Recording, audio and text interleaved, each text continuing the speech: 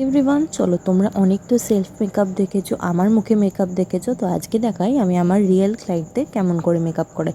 অবশ্য ভিডিওটা এখনকার নয়, এটা আমার ডিসেম্বর মাসের একটা পার্টি মেকআপের বুকিংয়ের ভিডিও। আমার ক্লায়েন্টের নাম হচ্ছে অর্পিতা দি, আমার লোকেশন ছিল হচ্ছে হুগলি। তো এখানে আমি ভালো করে স্কিনটাকে প্রেপ করে নিয়ে ময়শ্চারাইজার লাগিয়ে নিচ্ছি। তো দিদির ডিমান্ড এটাই ছিল যে দিদির স্কিন টোন অনুযায়ী মেকআপ হবে, আর আমাকে একটা স্মোকি আইস দেখিয়েছিল, সেটা ছিল পার্পেলের উপর। দিদির শাড়িটা যেহেতু রেড কালারের, দিদি আমাকে বলে দিয়েছিল যে তুমি আমাকে রেডের মধ্যে করে দিও, অ্যান্ড আমি সেটাই করেছি। এই মেকআপটা করার সাথে সাথে আমার আর একটা পার্টি মেকআপের বুকিং ছিল অর্পিতাদির বাড়িতেই।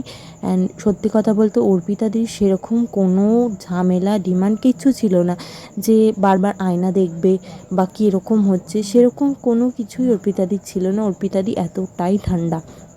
কিন্তু আমি বারবার দেখিয়ে নিয়েছি যে দেখো দিদি, কোনটা ঠিক লাগছে, তোমার কি আর একটু এইটা বেশি লাগবে, ওটা বেশি লাগবে। কেন বলো তো, কেউ যখন পয়সা দিয়ে কোনো একটা জিনিস করছে, তার মন মতন কথা করাটা আমার মনে হয় বেশি ইম্পর্টেন্ট। মানে নিজে তুমি যেটা করবে তার থেকেও বেশি তার যদি তোমার সাজটা পছন্দ হয়, তার থেকে খুশির আর কিছু থাকে না।